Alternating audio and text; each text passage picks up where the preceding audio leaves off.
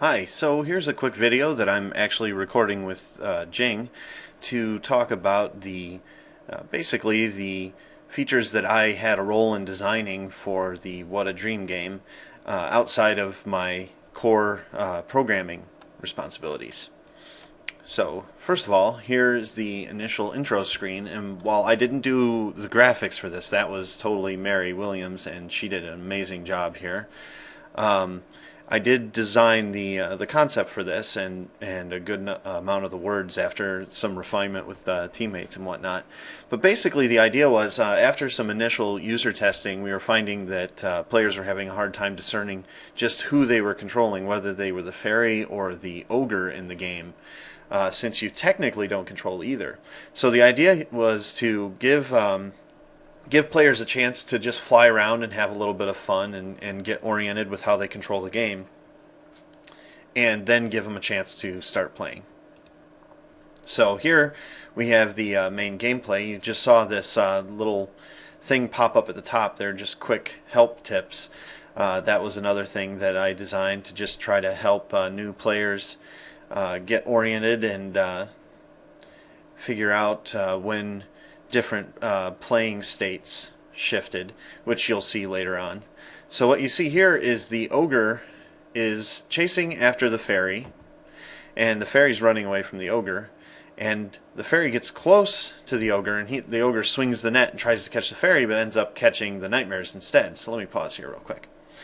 That was one mechanic that I had designed early on. The core concept was to, instead of having the player directly control the ogre and the fairy, instead the player controls the fairy by letting the fairy chase after the mouse, and then the ogre chases after the fairy, which gives a kind of 2 degrees of control separation, since technically you're not controlling the fairy directly, but this created a very interesting and different gameplay mechanic, which took some iteration and refinement to help it, make sense and be learnable. We had to tweak the speeds a whole lot. We had to like that intro screen and whatnot. But in the end, it was a very fun core mechanic. So we decided to stick with it and refine it until it started making sense, and it got to the point where it definitely made sense and people were having a lot of fun with it. So here we go.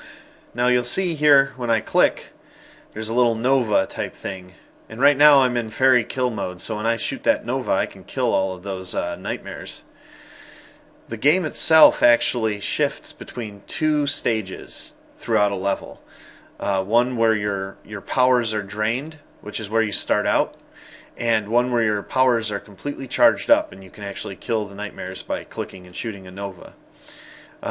So here in a second you'll see, yep, my power's dropped. Now my Nova just pushes the nightmares around so that I can kind of corral them up and get more bonus points.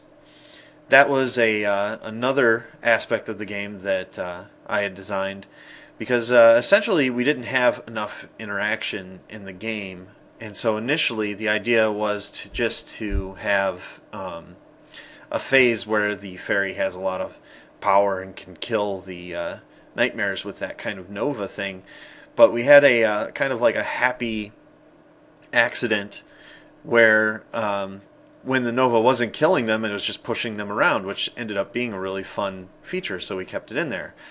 But essentially we put this together because there was a pacing problem without the extra interaction, where basically the player just was catching nightmares for 3 minutes and it got kind of old.